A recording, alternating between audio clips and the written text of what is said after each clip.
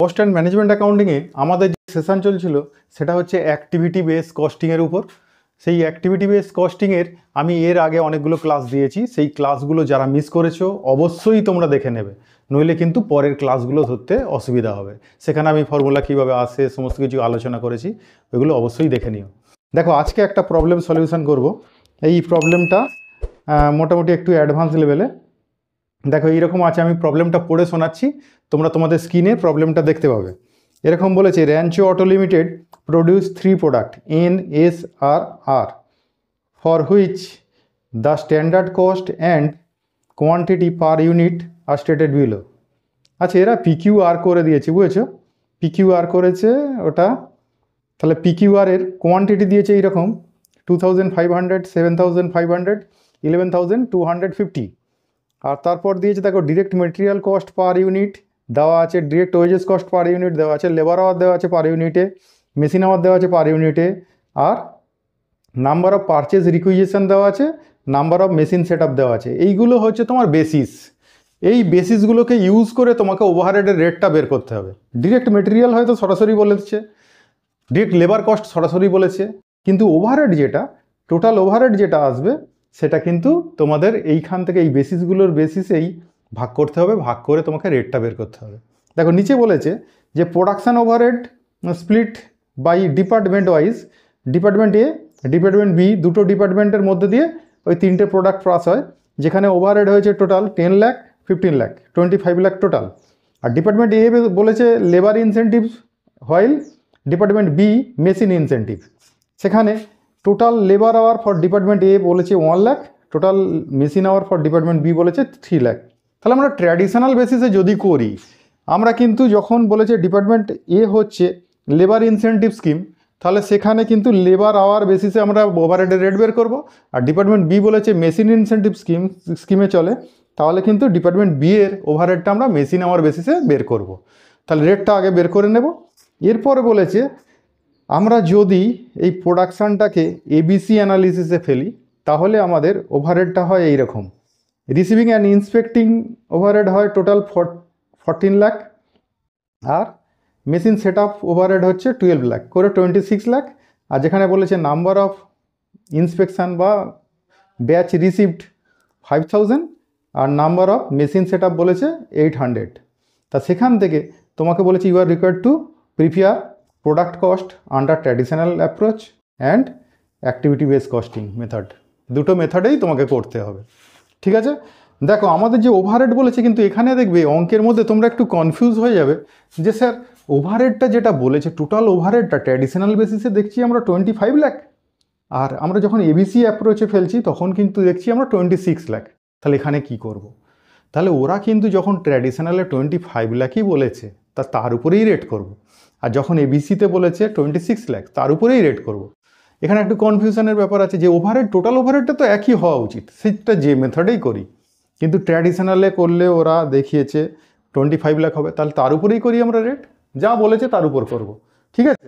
দেখো আমরা ওভারহেডের প্রথমে রেট বের করে নেব, রেটটা বের করে তারপর কস্ট পার ইউনিট বের করব। ওভারহেডের যদি ট্র্যাডিশনাল অ্যাপ্রোচে করি, আমরা ট্র্যাডিশনালে যদি করি, আমাদের দুটো ডিপার্টমেন্টের মধ্যে দিয়ে পাস হয় প্রোডাক্টগুলো, একটা ডিপার্টমেন্ট এ একটা ডিপার্টমেন্ট বি, সেখানে টোটাল ওভারহেড হয়েছে 10 লাখ, 15 লাখ, কত 25 লাখ। সেখানে কিন্তু কি বেসিসে ভাগ করব? আমাদের ডিপার্টমেন্ট এ বলেছিল লেবার ইনসেন্টিভে চলে, তাহলে সেটা লেবার আওয়ার বেসিসে করব, আর ডিপার্টমেন্ট বি মেশিন ইনসেন্টিভে চলে, তাহলে সেটা মেশিন আওয়ার বেসিসে করব। তাহলে বেসিসটা ব্যবহার করব এটা। সেখানে আওয়ার্স কত লেগেছিল? Labour hour 1 lakh, machine hour 3 lakh. তাহলে সেখানে রেট বের করলে আমরা এই ওভারহেডকে এই আওয়ার্স দিয়ে ডিভাইড করে রেটটা পেয়ে যাব 10 টাকা, আর এটা ওভারহেডকে মেশিন আওয়ার দিয়ে ডিভাইড করে রেটটা পেয়ে গেলাম 5 টাকা পার আওয়ার, ঠিক আছে? তাহলে আমরা রেটটা ট্র্যাডিশনালে বের করে নিলাম। এবার যদি এটাকে আমরা এবিসিতে ফেলি তাহলে কি হবে? দেখো এবিসিতে ফেললে আমাদের সেখানে কিন্তু রিসিভিং অ্যান্ড ইন্সপেক্টিং কস্ট কত? 14 লাখ, আর সেখানে মেশিন সেট আপ কস্ট হচ্ছে 12 লাখ। দেখো এখানে 26 লাখ হয়ে গেছে, এখানে কিন্তু 25 লাখ ছিল, দুটো একই হওয়া উচিত ছিল, ঠিক আছে? আচ্ছা, সেখানে দেওয়া আছে যখন আমরা এর উপরেই করবো, হ্যাঁ? তাহলে এখানে 14 লাখ, তাহলে এইখানে মেশিন যখন এটা হচ্ছে রিসিভিং অ্যান্ড ইন্সপেক্টিং কস্ট যদি হয়, তাহলে নাম্বার অফ ইন্সপেকশন বা নাম্বার অফ রিকুইজিশন সেই বেসিসে আমরা ভাগ করব, আর এটা হচ্ছে যেহেতু মেশিন সেট আপ কস্ট, তাহলে number of machine set up তার বেসিসে ভাগ করবো, তাহলে বেসিস হচ্ছে এই দুটো। সেখানে বলে দিয়েছিল নাম্বার অফ ইন্সপেকশন বা নাম্বার অফ রিকুইজিশন হচ্ছে 5000, আর এটা বলে দিয়েছিল সেট আপ হচ্ছে 800। তাহলে রেটটা কত হবে? তাহলে এই 14 লাখ যদি আমাদের ওভারহেড হয়, তাকে আমরা 5000 দিয়ে ডিভাইড করে এখানে পাবো 280 টাকা পার ইন্সপেকশন বা পার রিকুইজিশন। আর এখানে এই মেশিন সেট আপ কস্টটা তাকে যদি 800 টাকা দিয়ে ভাগ করি, 800 টাকা দিয়ে ভাগ করলে আমরা যেটা পাচ্ছি 1500 টাকা। এটা হচ্ছে পার মেশিন সেট আপে আমার রেট পড়বে কত করে? 1500 করে। তাহলে চলো এবার দেখি আমরা পিকিউআর এর পার ইউনিটে ওভারহেড কত করে পড়বে এবিসি অ্যানালিসিস যদি করি। তাহলে সেখানে দেখছি আমরা রিসিভিং কস্ট পড়বে নাম্বার অফ রিকুইজিশন, যতগুলো তুমি রিকুইজিশন যতগুলো গ্রহণ করেছো সেটা ইন্টু 280 টাকা করে। তাহলে সেখানে দেখছি আমরা এখানে আমাদের দেখো নাম্বার অফ রিকুইজিশন ওরা ওখানে বলে দিয়েছিল। নাম্বার অফ রিকুইজিশন যেটা আছে, প্রথমটা পি এর ক্ষেত্রে বলেছিল 1200, কিউ এর ক্ষেত্রে বলেছিল 1800, আর এর ক্ষেত্রে বলেছিল 2000। তাহলে সেইগুলো দিয়ে ইন্টু করেছি, এটা 1200 দিয়ে, এটা 1800 দিয়ে, এটা 2000 দিয়ে ইন্টু করে বসিয়ে দিয়েছি। তারপর যেটা মেশিন সেট আপ কস্ট, সেটা number of machine set up into rate কত বেরিয়েছে 1500, তাহলে সেটা দিয়ে ইন্টু করবো। তাহলে করলে আমরা যেটা পাবো এখানে নাম্বার অফ, দেখো number of machine set up বলেছিল 280, 220, 300। তাহলে 280 দিয়ে এটাকে ডিভাইড মানে ইন্টু করেছি 1500কে 220 দিয়ে, আর 1500কে 300 দিয়ে ইন্টু করে আমরা যেটা পেয়েছি এই হলো আমার টোটাল ওভারহেড। তা টোটাল ওভারহেড পি এর জন্য কত? এটা, কিউ এর জন্য এটা, আর এর জন্য এটা। কিন্তু আমরা কতগুলো প্রোডাক্টের জন্য এই আমার ওভারহেডটা হয়েছে, আমরা কিন্তু 2500 ইউনিট প্রোডাকশান করেছি। তাহলে সেই প্রোডাকশানের জন্য ওভারহেড হয়েছে এখানে 7,56,000। তা রেট কত করে? তাহলে এই 7,56,000কে এখানে 2500 দিয়ে ডিভাইড করেছি, তাহলে পেয়ে গেছি রেট পার ইউনিট বেরিয়ে গেল এটা।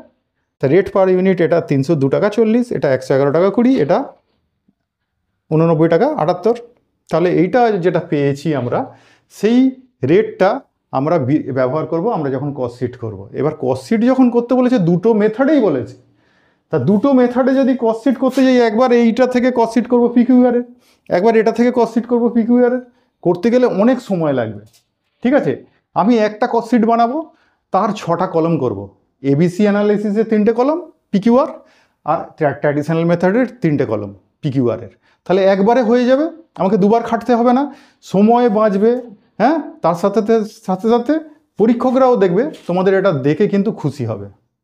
ঠিক আছে, যে অ্যাট এ টাইমে একবারে শর্টকাটে একদম ছবির মতো পুরো বানিয়ে দিয়েছে, তাতে দেখবে মার্কসটা অনেক হাই হবে। ঠিক আছে, দেখো কিভাবে করি। দেখো স্টেটমেন্ট অফ কস্ট বা কস্ট শিটটা কীরকম বানাবো।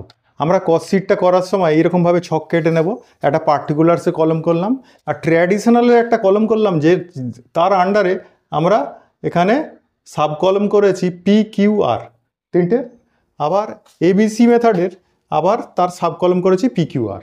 তাহলে অ্যাট এ টাইম একসাথে হয়ে যাবে। এবার দেখো এখানে ডিরেক্ট মেটেরিয়াল সবার বলে দেওয়া ছিল, এখানে পি এর বলেছিল 200 টাকা, 160 টাকা, 120 টাকা, এখানেও তাহলে পি এর 200 টাকা, 160 টাকা, 120 টাকা। আর labour charge, direct labour charge, direct wages, সেটাও বলা ছিল, এটা 120, 160, 200, এখানেও 120, 160, 200। সেটা প্লাস করলে আমরা কি পাই? Prime cost. ঠিক আছে, তাহলে প্রাইম কস্ট বেরিয়ে গেল। এইবার তোমরা যে ফ্যাক্টরি ওভারহেডটা বসাবে, এটাকেই আমরা ট্র্যাডিশনালে একরকম বসাবো, আর এবিসিতে আরেক রকম বসাবো। আমরা যখন ট্র্যাডিশনাল করব, ট্র্যাডিশনালে দুটো ডিপার্টমেন্ট কাজ করেছে, একটা ডিপার্টমেন্ট এ, একটা ডিপার্টমেন্ট বি কাজ করে তবে পিকিউআরকে প্রোডাকশান করেছে। তাহলে পিকিউ আর এই 3টে প্রোডাক্টই কিন্তু এ আর বি দুটো ডিপার্টমেন্টের মধ্যে দিয়েই পাস করেছে। তাহলে ডিপার্টমেন্ট ও এটা বলেছিলাম আমরা লেবার ইনসেন্টিভ মেথডে চলে, তাহলে সেখানে লেবার আওয়ার ইন্টু আমরা রেট বের করে রেখেছি, দেখো 10 টাকা পার লেবার আওয়ার। তাহলে সেখানে লেবার আওয়ার লেগেছিল এটা 3 ঘন্টা, 4 ঘন্টা, 5 ঘন্টা, 10 টাকা করে রেট করে আমরা ওভারহেডটা বসিয়ে দিয়েছি। আর ডিপার্টমেন্ট বি সেটা মেশিন আওয়ারের উপর চলে, তাহলে সেখানে মেশিন আওয়ার ইনসেন্টিভ স্কিমে যখন চলে, তাহলে সেটা মেশিন আওয়ার ইন্টু রেট আমরা বের করে রেখেছিলাম 5 টাকা, তাহলে সেই 5 টাকা দিয়ে ইন্টু করেছি, মেশিন আওয়ারকে ইন্টু করে বসিয়ে দিয়েছি। আর যদি এবিসিতে ফেলি, এবিসি অ্যানালিসিসে ফেলি, এটা ট্র্যাডিশনালে ধরো না এটাকে এ বললাম আর এটা বি বলছি এবিসিতে, এবিসিতে ফেলি সেটা কিন্তু আমরা করে রেখেছি, দেখবে পার ইউনিটে কস্ট কত করে নোট 3-তে করে রেখেছি। তার 3 নম্বর নোট যেটা করলাম পার ইউনিটের কস্ট বের করে রেখেছিলাম, সেই জন্য নোট 3 লিখে রেখেছি এখানে। এখানে আমরা বসিয়ে দিয়েছি, ওই রেটটা বসিয়ে দিয়েছি। ওখানে যে পার ইউনিট রেট বের করলাম 302 টাকা 40, 111 টাকা 20, আর এটা 89 টাকা 78। তাই এটা বসিয়ে দিলাম, বসিয়ে দিয়ে এবার যোগ করলাম, যোগ করলেই আমরা ফ্যাক্টরি কস্ট পেয়ে গেলাম। তাহলে এটা অ্যাট এ টাইম এবং একটা নিট অ্যান্ড ক্লিন এর মধ্যে হলো লাস্ট সামারিটা। তাহলে এটা দেখলে কিন্তু পরীক্ষক তোমাদের উপর প্লিজড হবে এবং মার্কস ভালো দেবে, যে ছেলেটা সুন্দর একটা শৌখিনভাবে অ্যাট এ টাইম খুব কম সময়ে একটা ছকের সাহায্যে করে দিয়েছে। নাহলে কস্ট শিটকে দুবার ধরে তুমি করবে, একবার ট্র্যাডিশনালের জন্য, একবার এবিসির জন্য, সেটা বিচ্ছিরি দেখতে হবে। ওয়ার্কিং আগে করে নিলাম, করে নিয়ে এখানে ছকে ফেলে দিলাম, ঠিক আছে? এবং দেখতে ভালো এবং মার্কসও ভালো পাবে, ঠিক আছে? আজকে এইরকম একটা প্রবলেম করলাম, এর পরের দিনে দেখছি, চেষ্টা করছি অ্যাক্টিভিটির উপর আরও একটা ক্লাস করাতে। হ্যাঁ, তারপরেও যদি অসুবিধা হয় আমাকে কমেন্ট বক্সে জানাও, আমি আরও ক্লাস দেবো। আজকের মতো এটুকু, টাটা।